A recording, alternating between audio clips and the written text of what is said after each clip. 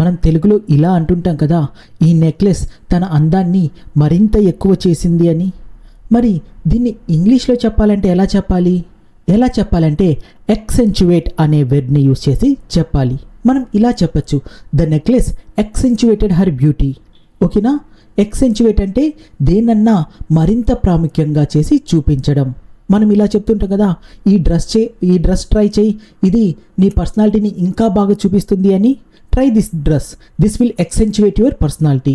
లేకపోతే ఈ eyeliner try చేయి, నీ కళ్ళని ఇంకా అందంగా చేసి చూపిస్తుందని చెప్పడానికి try this eyeliner, this will accentuate your ice.